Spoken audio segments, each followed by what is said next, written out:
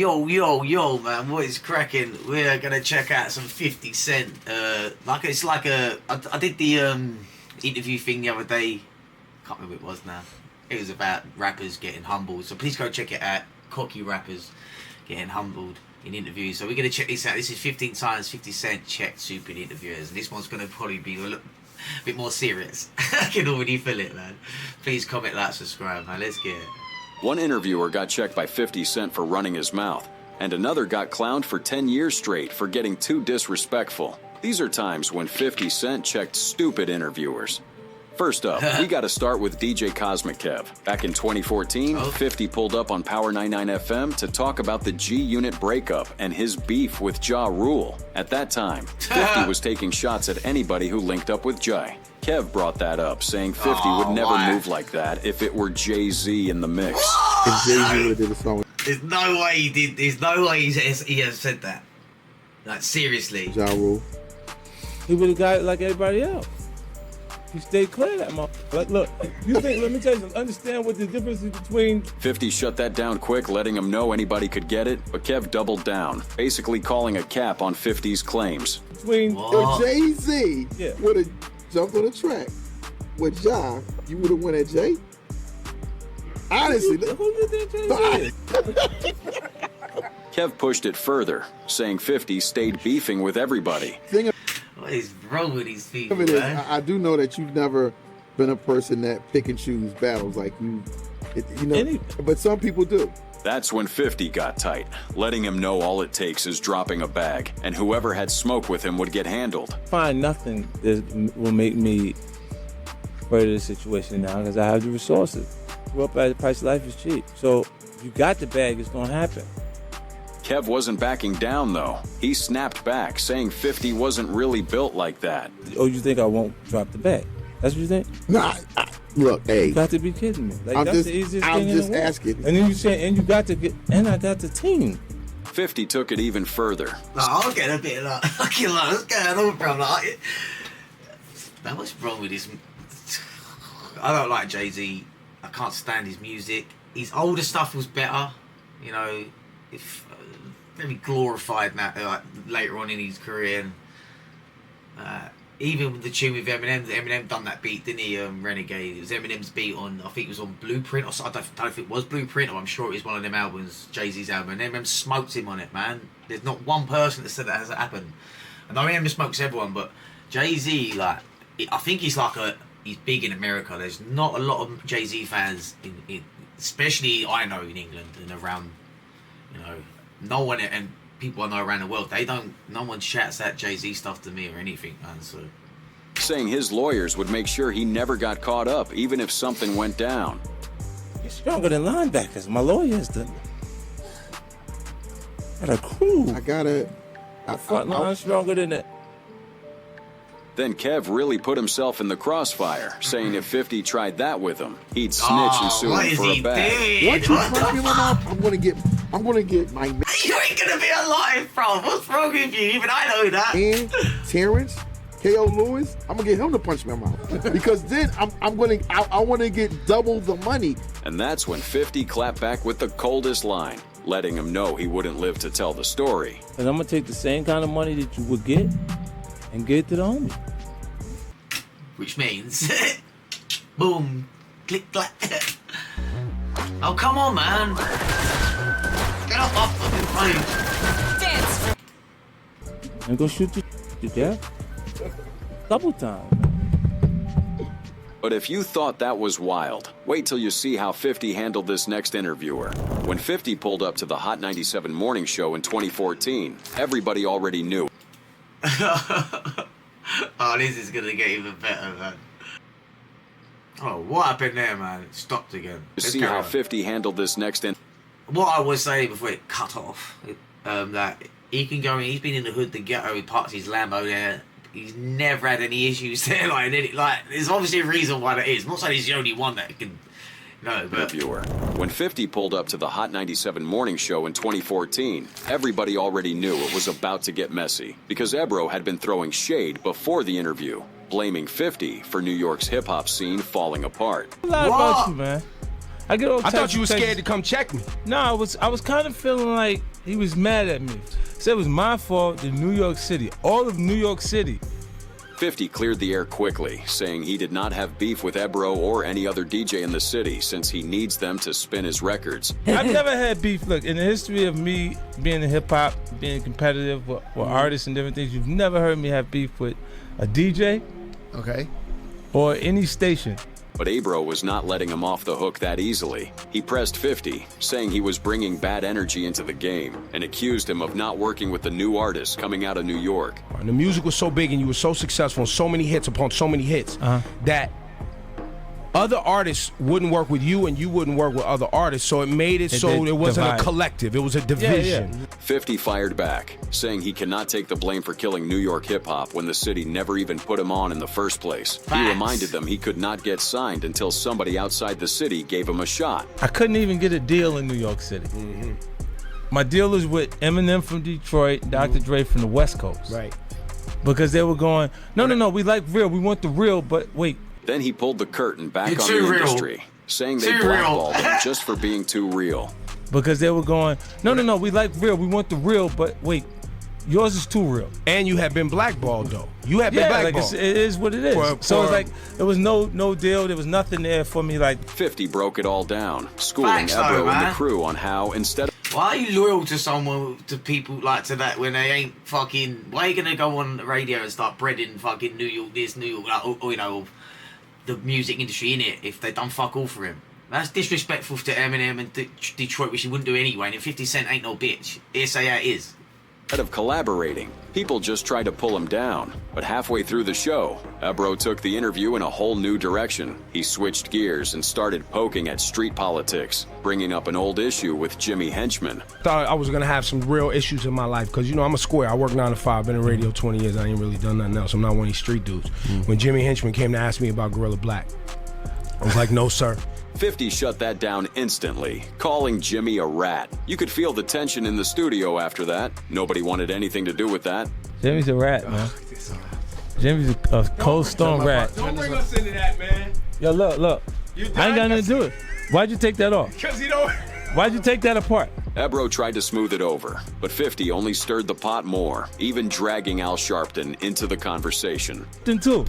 They just had Al Sharpton in the paper. No, but see, the difference is Al Sharpton's supposed to tell on the mob. He's supposed to. He's a reverend. He's supposed to tell. 50 wasn't done. He accused Sharpton of mob ties and called out Ebro for defending him. Explain this to me, Ebro. Why is your reverend a rat? Mine. Why is your reverend in the meeting with the mob?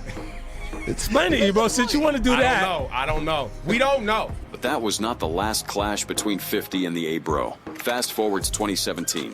I love this dude, man. 50 Cent. I love it, man. When 50 was promoting his BET show. This is going to blow your mind. Kids can design games instead of playing them. And no, I'm not talking about those basic games. I'm talking about proper games like the ones professional studios make. And 50 Central. How much is that? He stopped by Hot 97 again. I was thinking, like, my boy would like that, but this probably could have cost me money. Promoting his BET show, 50 Central.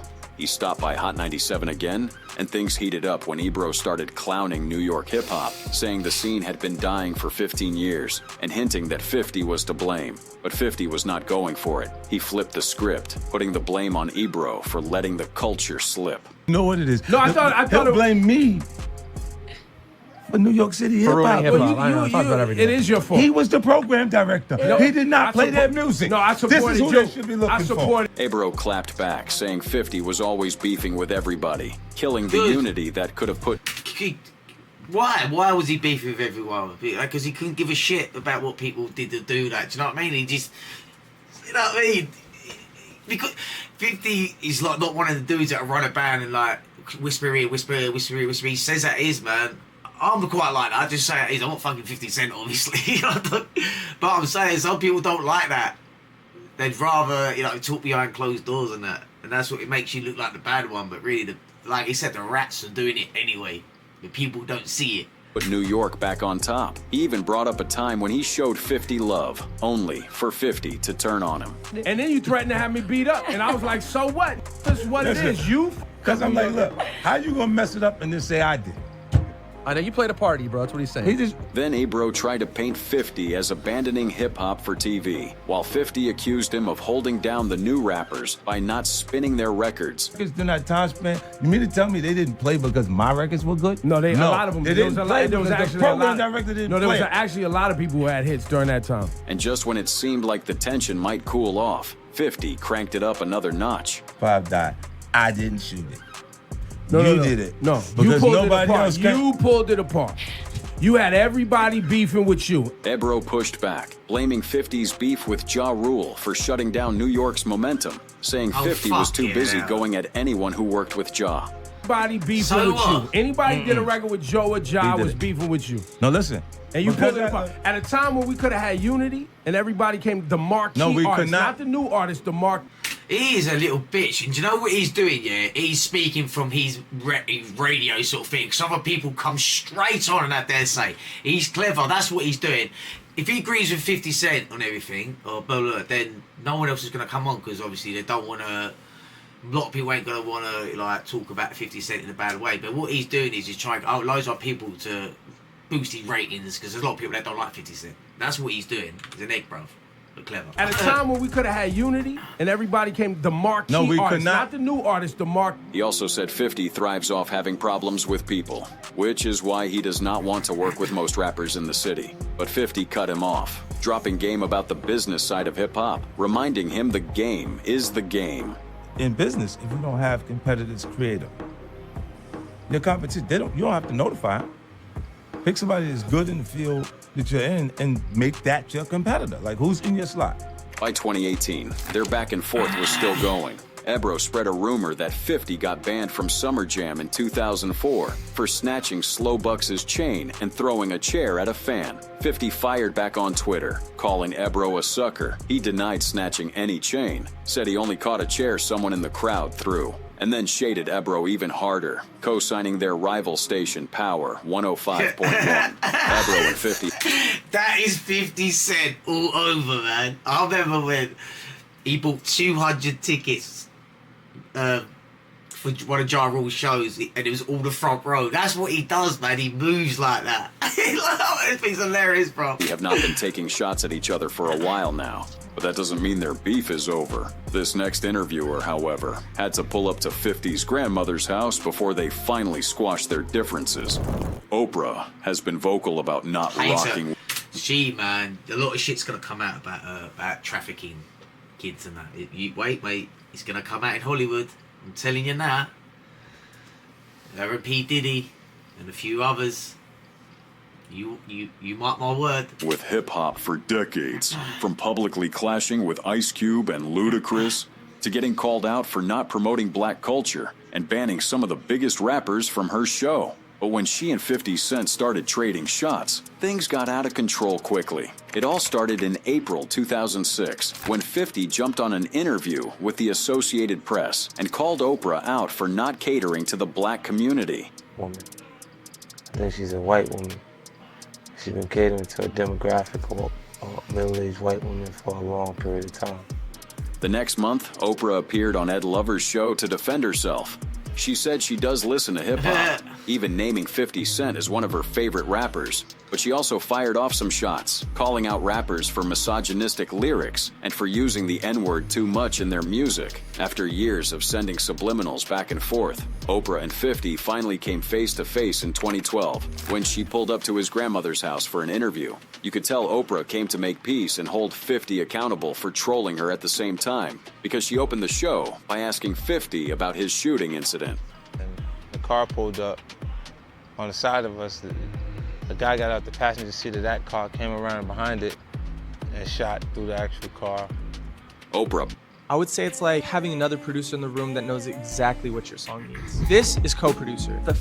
Pressed further, asking how it felt to be shot, trying to soften the tension between them.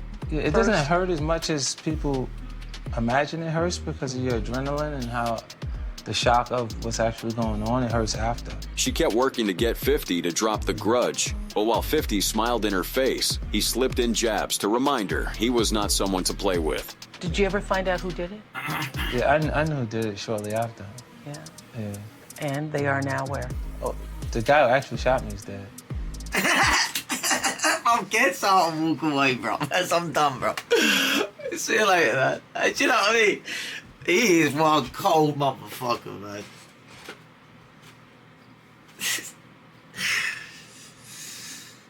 But he's such a true, like, he's real, man. Do you know what I mean? He's one of the real ones because, like, for him to be, 50 Cent and, he's a serious guy. There's no shadow of doubt. A lot of people say it. A lot of famous people know it, bro, yeah? But then the relationship he's got with Eminem is just crazy. But that shows the maturity and respect he has for his peers. That's what I mean. That is real. We've lost that in this generation now, especially in England. We've lost all that respect and look up to your elders. It's gone now, man. It's gone. We never get it back. The guy pays him. Oprah then brought up the fact that 50 named his dog after her. But 50 flipped it on her, saying he was only trying to find a way to like her, despite their differences. I heard you have a dog named Oprah. Yeah, I consider that a compliment. Yeah, I whether love you her. meant it to be one or not. I love you. You know what they say? He kept trolling, saying he even had a cat named after Oprah's best friend, Gayle King. Okay, but you named your dog Oprah. That was not a compliment. Yeah, I had a cat. Right? I got a cat too. Name? Gayle. See what I'm saying? He's so smart, man. But if you thought that was wild, 50 literally walked out of an interview after the host brought up one of his biggest ops, and another interviewer ended up getting kicked out of his pool party for speaking badly about him. But first, let's talk about Tim Westwood. When 50 pulled up to it. This dude is a knob, man. Pimp my ride, UK. He's a knob. I think recently he's been getting done. He's getting done in here, from what I know, with young girls apparently. Tim Westwood interview in 2009, the conversation got heated right from the start, with Tim calling 50 disrespectful and putting him on blast for always getting involved in hip-hop beefs. 50, can I just put it out there, brother? I think you are just so disrespectful. Yeah, I had to write that. I think you are so disrespectful. 50 fired back, saying his fans loved it, but Tim was not having it. He brought up the situation with Rick Ross, calling 50 out for leaking his baby mama's tape on the internet. So you made a new one? No, I didn't make that tape. Oh, that tape was out there? Yeah, no, somebody brought it to me, Oh, for real? Okay. Yeah, and then I put it up there. Tim kept pressing, accusing 50 of being the one behind the whole drama. 50 denied it, saying he did not even know about the tape until one of his homies brought it to him. Was that movie made for you, or was that movie just out there? Well, I got the movie, I think you financed that movie. Let's put it on blast. I didn't finesse the movie. I had... Tim was clearly trying to get under his skin, but 50 stayed calm, even when Tim started asking about him linking up with Joe Budden's ex after their beef started. With Joe Budden's ex in the video, disrespectful? Why? so disrespectful. Why? Why? Tim then tried to switch it up. That's crazy, man. I can't stand that Joe Budden, man. I've said it before. He's down on about fucking being better than Eminem for 10 years, man. Come on, man. Come on, bro, man. Closest things you've had to hits is smacking bitches. That's what Eminem said in the forward, it? Because he beat his bird up. Respectful. Why? Why? Tim then tried to switch it up and make the interview lighter by asking about the 50's private life, but he still slipped in more jabs. Living your life, do you have like a butler or like a manslave? How does it work? No disrespect if he's in there. Butler. I mean, you don't have a butler. I mean, you know. 50 brushed it off, telling Tim he was crossing the line. Man, slave. Females. I like girls around me. Okay. There's some interesting things coming out. Tim didn't back off. He got even more personal, asking why all of 50's baby mamas are broke, unlike the other rappers he had beef with. I mean, have you made any of your baby mamas millionaires? I think Nas is the Khaleesi's. first one, I only have one. Huh? You said what? I think Nas is going to make his baby mama a millionaire. At that point, 50 had enough. He shut down the interview on the spot. But while he ended things without getting aggressive, he was even more petty when the next interviewer came at him first. Wendy Williams has been stirring up drama her whole life. She looks like a fucking horse, bro. calling out rappers I ain't seen all seasons with smaller eyes than like that. Diddy before anyone else did, and constantly pushing gossip on her talk show. But when she and 50 clashed, she was not ready for how far 50 was willing to take it. The drama kicked off in 2017 when 50 jumped on Instagram to announce he was throwing a child support release party after his son turned 21. 50 later apologized, saying he was being insensitive because his own father was not in his life. But Wendy was not buying it. The very next day, she spoke on the situation, saying 50 was being petty for cutting off his son when he had plenty of money to support him, and even threw shade at him for hating on his baby. For years, high-frequency wealth systems operated quietly behind closed doors, access... Mama. And Shaniqua don't get along. And there was a point in 50 Cent Shaniqua history where he was alleged to have... I hate these shows. Ellen DeGenerate, man, what a name to have. She is a fucking degenerate. All they do is prive, poke, and slander people. Now, have a cheek to go on about like the rappers like 50 Cent, what he does, yeah? You are bringing his life into your studio. You're doing that. Talking about his life. It's got fuck all to do with them. I hate these shows, man. I'll never watch them. Oprah Winfrey's the same. They're all the fucking same, man. The only one I'll watch is Steve Harvey. Like, if that's like Steve Harvey, yeah, he's fucking funny as hell, man. I like Steve Harvey. But don't do this sort of shit, he don't. Burn down her house. Wendy then compared 50's parenting to one of his biggest rivals, Diddy, saying Diddy was better because he never abandoned his son. Quincy is 20. Oh my God, bro. Can you imagine that now? Can you imagine that now? Diddy did abandon his son. Nah, what else he does though, innit? Yeah. Didn't abandon him because he's probably as sick as P. Diddy. Do you know what I mean? Little fucking nonsense, bro. One as well, but apparently Puffy's child rearing is a whole lot different. What the problem? Yeah, he's been told to treat women like shit, drug women, rape women, you know what I mean, and all that shit. So, fucking mongs, man. This is exactly what I'm talking about. Is that he has with his son. She even fired direct shots at 50, saying he was too old to be moving like that and needed to get his life together. And I mean, 50 is how old now? 40? 42. 42. Too old to be blaming some of his adult behavior on his lack of childhood. 50 came back swinging. He posted Wendy's... I told you, man. I told you. Wendy Williams just told me to get a life. SMH, your husband is not a bad man. He deserves a side chick for talking to you. You ugly, whatever it is. Focus on your own. Oh, yeah. You're in the club last night. You're invited.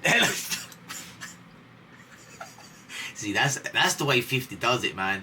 50's so smooth. He just, once it's done, it's done. Like, you know what I mean? Picture on Instagram, calling her ugly, saying her husband deserved a side chick for even talking to her, and letting her know she had her own problems to focus on.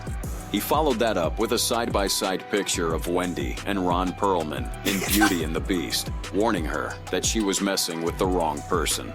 Wendy never responded to the jabs, but that did not mean 50 was finished. 2 years later, Wendy was exposed for relapsing after a rehab stint, and 50 wasted no time clowning her on Instagram. He said he always knew. See? You know what I mean? Talk about how he should be doing this, should be doing that, he's a grow up and that, and then she's doing that, and she's older. That's what I mean, I fucking hate hypocrites, man. She was on drugs, called her a crackhead, and told her not to speak to him again if she did not want to end up back in rehab. A few months later, 50 came at her again, posting a video of Wendy getting kicked out of his tycoon pool party. Wendy and her team still managed to sneak in and even posted a picture with Snoop Dogg as a clapback. But that did not slow 50 down.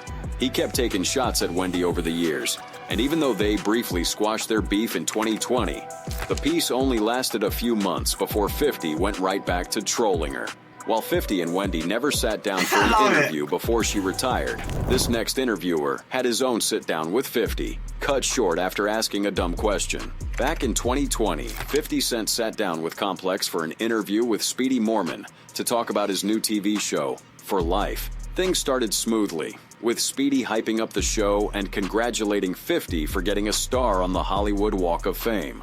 But it all went sideways once Speedy brought up 50's recent beef with French Montana. As though it all... French Montana, yeah, sitting in Diddy's house in a robe, yeah, mate. That's what I mean, it's all come out now, because obviously... And it's only 4 weeks ago, man. He should have been... You know what I mean? Started with playful... But he's talking about back then, obviously. Banter, it still seems that way to me, but what's up with French? Are you guys cool? Are you not cool? For some context, the 50 and French situation goes all the way back to 2012, when 50 accused French of doxing DJ Khaled's mother during his beef with Rick Ross and Khaled. Good. A DVD dude. Like he come and he shoot DVDs and stuff like Frenchie. They got me the tape. They got me the tape of his mother's house. After that, the two kept trading shots, with 50 clowning French in 2019 for buying a Bugatti on a long loan, and again in 2020 for allegedly buying fake streams to boost his music. While 50 did not deny that he had issues with French, he made it clear that he did not want to talk about it during his interview with Speedy. I don't really have interest in it. Like, that's not what's going on. But Speedy kept pushing it, asking 50 about a rumor that he jumped French in Miami. 50 called cap, saying fans were just blowing the story out of proportion. Snuffed him in a club in Miami or something. Is there any truth to any of that? No, there's no truth to that. Okay. Would I do a thing like that? I don't know, I wouldn't put it past you. 50 kept trying to shut it down, but Speedy would not let it go. That is when 50 finally lost patience, pulled off his mic, and walked out on the interview. You think that way? Would you think Will Smith would do that? I can't believe you would say these things about me. I'm not saying them about you. The internet said these things would about you? I think this guy right here would assault French Montana. But that wasn't the first time 50 cut an interview short over the French Montana situation. We have got to the point where literally anybody can build a fully working app without knowing how to code. This is... While their beef was heating up in 2012, XXL Magazine got 50 on the phone for an Double XL, got no problem to sell. interview, asking him about all his industry beefs, including the ones with The Game and Young Buck. 50 responded by saying it was disrespectful for both rappers to come at him when they did not have any hits, especially since he gave them the biggest records of their careers. For some context, The Game was originally signed to Interscope and G-Unit, and at the start of his career... I'm not sure what happened to The Game, man. Like, I used to... He makes some fucking sick music, man. He's a good rapper as well, and I think he just started struggling, getting desperate, and then tried to jump on Eminem, and like that was just... It was so desperate, it was pathetically sad. And I felt for The Game because, like, you didn't need to do that, man. You know, but some people can't accept when their career's going to come into an end, innit? And they just ain't got it, they're not popping. Like, it's hard for, like, Eminem, and Drake probably, Lil Wayne, like, they're the ones that have been able to keep it going. There's probably a couple of more, but they're the ones I could think of, man. Career. But no one has a wave like Eminem, man. He and 50 were always locked in the studio. But after The Game dropped his debut album, the documentary, money problems started to get in the way. Own some of those stock. Listen, 50 Cent's here, interview that I've been complaining about. You've been complaining? Yeah, I've been hearing a lot about you, man. I thought you were scared to come check me. Then in 2005, The Game went on Funkmaster Flex's show and said he would not take 50's side in his beef with Jay-Z and Fat Joe. Yeah. Saying, yo, put me on the air, put me on the his way with Jay-Z, not with Memphis Bleak, but I don't have a problem with nobody. I don't have any that record, Piggy Bank, that 50 Cent got or anything else. So he was... 50 clapped back, calling Game out for not holding him down, and eventually pushing him out of G-Unit. During that XXL interview in 2012, 50 Cent went at The Game again, calling him ungrateful and saying he had not sold enough records to even speak on him like that. But then the interviewer got cozy, decided to switch lanes, and asked about his other beefs, bringing up French Montana. The moment 50 heard French's name, he got heated. He told the interviewer not to bring up rappers who had not sold records like him. The interviewer kept pushing, trying to explain why he asked about the French beef. How's he Floyd Mayweather? It's a beef to say. But 50 was finished with the conversation. He hung up the phone, and because the interview got cut off in the middle, it never saw the light of day. That's not the only time 50 checked the hip-hop media for trying to play with him. Because Q.O. Donat, the CEO of WorldStar High Hop, got sued by 50 in 2009 for using his picture on their banner without paying him. After the WorldStar hip-hop website crashed in 2011 for unknown reasons, 50 jumped on Twitter, claiming he was the one who shut the site down. Q went on Angie Martinez's show on Hot 97 to clear things up, saying the site was just going through a temporary glitch and that it had nothing to do with 50 Cent. But 50 was not having it. He called in live and told Angie to put Q on the line. No, I can't do that. I'm not going to set him up. I was going to say, do you want me to put him on? Yes, I'd like that. Very much. I would like that very much. Could you please put him on the line? The moment Q got on, 50 started pressing him, threatening to pull up and black his eye. Don't what's up me, you sucker. Don't what's up me, you sucker. Black your eye. Black my eye? I said, don't what's up me, you sucker. Q could not tell if 50 was serious or just trolling, but 50 kept applying pressure, calling him a hater and warning him that he was messing with the wrong person. He was on my tour bus in 2003, you punk, and you created an area where everybody could try and hate on me. You know you're a punk. You know you're a punk, Q. You know I'm the wrong one to even be playing with. Q tried to defend himself, saying he had he's just got that intensity. Had always been on 50's side. I love it, but that only made it. 50 turn up even more. Don't you ever tell me to chill out, you sucker. You're nowhere near my caliber of breed, punk. Okay. You know that. So front for Angie or anybody else there, they'll be watching. 50 made it clear he had a bone to pick with Q, and he made it very clear he could bring the smoke whenever he wanted. Now play with me if you want. Play with me if you want. Play with me if you want. You see the suit and tie, you think I clean all the way up like that? Watch me show you some of the old me. When Q realized things were getting out of control, he tried to make peace by asking 50 to come to the office for a one-on-one. But 50 was not interested in any dialogue. Come on, man. I ain't trying to talk to you on the radio. I'm trying to talk to you one-on-one. All right, then you come to the office and we sit down, and that's it. We'll talk later. Ain't nothing to talk about on the air. You heard me. But sometimes 50 doesn't get mad at interviewers who try to play with him. Instead, he just trolls them. 50 Cent has pulled up to The Late Show with Stephen Colbert a few times, but none was as memorable as his September 2024 interview when he put Steve on blast for pocket watching him. Less than 2 minutes into the show, Steve brought up 50's Hollywood Reporter magazine cover from July of that year, asking why he was sitting on a pile of racks. True, because I got a photo here. I want to know if this is actually real. Supposedly, you're sitting on a bunch of money right here. You showed up at the shoot with $3.5 million in cash? 50 answered by saying he took inspiration from Muhammad Ali. Photo right here. There's Ali, okay? Yeah. His $1 million getaway, all right? Getaway, $1 million getaway. Steve clapped back, accusing him of trying to flex on his haters and saying he could have just used Photoshop instead of pulling up to the studio with that much dough. Why did it have to be real for you? Or why couldn't you just put like a $100 bill on a stack of construction paper? Like the same way I pay my taxes. I like how you... That was when 50 decided to check him for acting like he ain't got a big bag.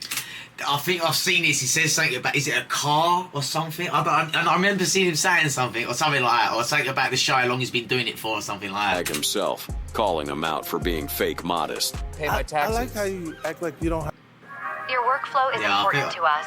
Please wait indefinitely. Monday.com's intuitive... have a lot of money, Steve. I'm very comfortable. Yeah. I do fine, but I don't carry $3.5 million. I do fine. You're on season 10. 50 kept throwing shots at Steve, saying he was trying to look broke so nobody would come to him for money. He's posturing himself this way so he doesn't have to give his relatives money. I'm a man of the people, Curtis. But that wasn't the last time 50 gave an interviewer a savage response to a dumb question. Back in 2012, 50 Cent sat down with Tor. Yeah, big shout out to Rap Villain for this anyway, man. We're gonna subscribe to that. Big shout out to you. Show me a love there. To talk about his new documentary, 2 turntables and a microphone, which covered the unsolved murder of Jam Master Jay. Jay was killed in 2002 after a disagreement with 2 of his homies over a $200,000 drug deal. At the time 50 made the film, nobody knew who was really behind Jay's murder. So when the interviewer tried to put words in his mouth, 50 was not having it. You're gonna learn about Jay's death that we don't already know. Well, you're gonna learn that there was 5 people in the studio. And that there was cameras. Tor kept pressing, asking 50 for information that could get him in trouble. 50 didn't fall for it, shutting down the questions and letting Toure know he was pushing it. Where's the tapes? Tapes. Nobody knows. You know, and But Toure didn't take the hint that 50 didn't want to speak on the situation too much. He kept interrogating 50 like a fed, asking why none of the shooters have been arrested yet. that nobody's been arrested, no killer's been found. I think that's a question for law enforcement. You got a theory, huh? The more 50 tried to dodge the questions, the more Toure probed. When he straight up asked 50 who he thought the shooters were, 50 got mad and almost ended the interview right there. You got a theory, huh? If you can really ask me what my theory is, No, you know, I'm not. I know you're not gonna answer that. I'm just asking you, do you have a theory? Yeah. All right. I'm curious about after you got shot, because you got shot in the mouth among the 9 shots. So you were already a rapper, and so at the point when you kind of woke up and you're like, wow, my instrument has changed. My voice sounds different. I mean, actually, this voice is the better one. Oh, yeah. I Yeah, mean, this when is I the listen, one that worked. When I listen to How to Rob, Now, in this next interview, 50 was not directly shading the interviewer. Instead, he used their dumb questions as a chance to throw shade at one of his biggest ops. Back in 2020, 50 went on Drink Champs to talk about his legacy in the hip-hop industry and the many moves he was making at the time. But about an hour into the interview, the conversation turned to Diddy, and 50 He's trolled this dude for years, man. did not hold I can't wait to see his Netflix about Diddy, man. back. He fired shot after shot at him, even bringing up a moment where Diddy tried to get too cozy with him. Just hampering him to get stopped. Then he was like, yo. Is this when he says, I want to take him shopping or something? Or say like that, buy some clothes. Why did you say that to any bloke? Want to take him shopping? Like, Diddy tried to get too cozy with him. Just hampering him to get stopped. Then he was like, yo. He's like, yo, so yo, when we gonna get the chance to, to kick it? Like, we can just hang out. Nigga, we gotta kick it. 50 wasn't sure what Diddy I thought he was really driving at, so he kept pressing. Diddy clarified, saying he wanted to take him shopping. That was when 50 got heated and started cussing him out. I mean, like, I paid for it. And I was like, what the fuck did you say? I got the away from him because I was like, this nigga just He then started clowning Diddy, calling him gay, and accusing him of always moving weirdly around other dudes. That's his name. Meek Mills. There's a few in there, man. There's a few. Trust me. You see these little weird pictures like that out there, sitting out there for no reason. Everybody in the studio was laughing, but you could tell 50 was not joking. He said it all along. He said it all along. He said all this. Cited examples of Diddy's suspect behavior in the past, from wild parties to fruity pictures with other rappers, and let them know Diddy was going to get exposed sooner or later. And knowing what we know now about Diddy, 50 wasn't wrong. You're gonna find out a little I be saying real. I'm trying to tell you the truth. But the truth, sometimes it hurts. Right. It hurts people. But when he is not checking reckless interviewers, 50 knows how to crack an audience up with his petty and sarcastic comebacks. That's what I like. 50 That's what sat he down does. with Jonathan Ross back in 2003. He had to hold it together so he didn't go off on him. The interview kicked off with 50 opening up about how his mother passed when he was still a kid, how his grandma stepped in to raise him, and why he had to jump into the streets at an early age. So how old were you when you got involved in selling drugs yourself? Around 12. 12 years old. Yeah. That's really difficult for someone from my background to understand. Yeah. It just seems like such an alien concept. Since John came across as respectful and seemed like he really wanted to understand where 50 was coming from, 50 did not take his questions the wrong way. Instead, he went deeper into his come-up story, breaking down how he got arrested for hustling and landed in jail for the first time. When I got to high school, my first year, I got arrested at school. And how old is that? Because I'm not sure. High school is about 17, 16? Yeah, 16. Okay. And you went to jail for how long? The first time, it wasn't a long time. When John noticed 50 was starting to get uncomfortable, he tried to switch gears, asking about the time 50 got shot. You've been shot. How many times have you been shot? 9 times. 9 times. Yeah, it was only one situation, though. It was one. Well, yeah, okay. But they kind of went. The non-stick surface is made with titanium. There's no coating on it. You can't scratch it.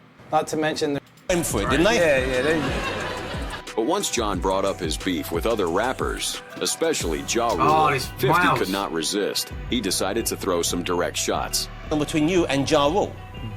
who's another rapper. I don't know how many people are familiar with him. I'm sure rap fans obviously know, but he's a talented man as well. He seems to be doing very well for himself. Not anymore. Okay. But when this next interviewer started probing into his personal life, this next rapper knew exactly how to respond without saying too much. 50 pulled up to the Graham Norton show in 2015 with savage responses for Graham and the rest of the guests, especially when they started asking about his shooting. I got, shot 9 times, but it was one time. So, and I just didn't see the person coming, or I would have avoided it. At first, 50 kept it cool, answering the simple questions and sliding in sarcastic comments when he needed to. Were you shot? Where? Like in front of my grandmother's house. But where on your body?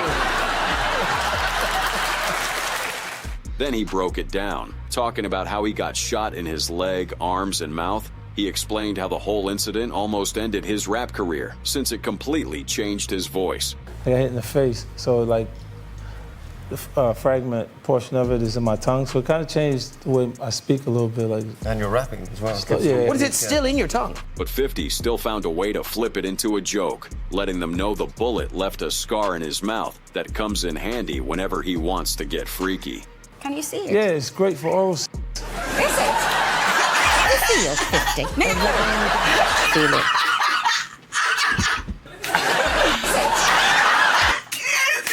He's a ledge. Feel 50. It's in his mouth that comes in handy whenever he wants to get freaky.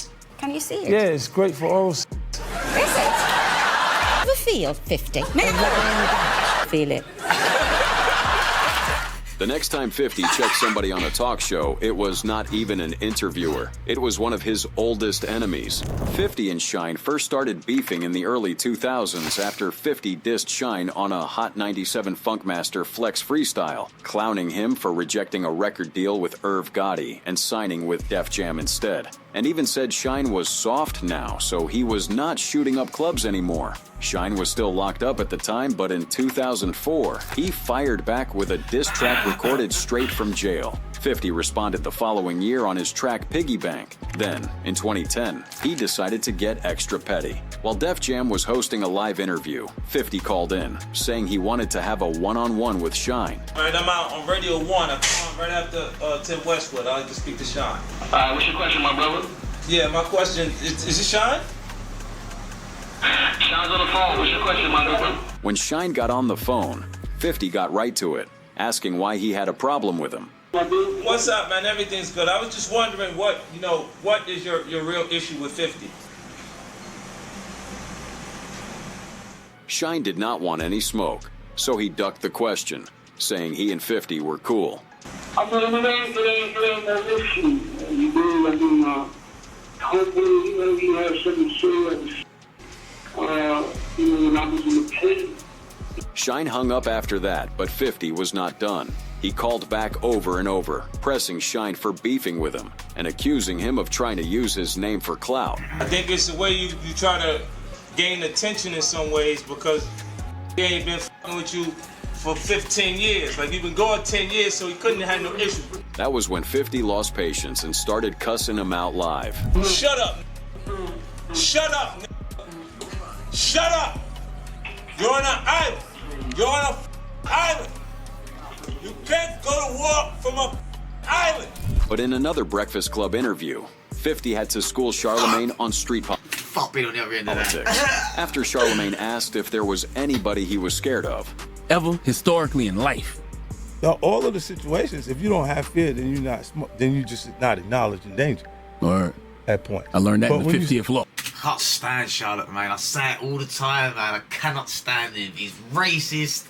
He's a little worm. He gives it and then he shuts up. I hate him, man. I don't hate people, but he just fucking irritates me, man. 50 said he was not scared of anybody, but he made it clear that the streets can get anybody if you are not careful. The toughest guy, Charlemagne. I'm gonna do what I want to do. Mm-hmm. And then if I die in the process, I was doing what I wanted to do. Mm-hmm. Even the themes. Safe to say, Charlemagne won't be asking 50 any more silly questions after getting that kind of response. Yeah, man. If anyone's still with me, it was quite long, man, but it's nice to sometimes just to like chill out and you know, look at some other stuff sometimes, man. So a big appreciate of everyone that was still here, and I'll see you soon, bro.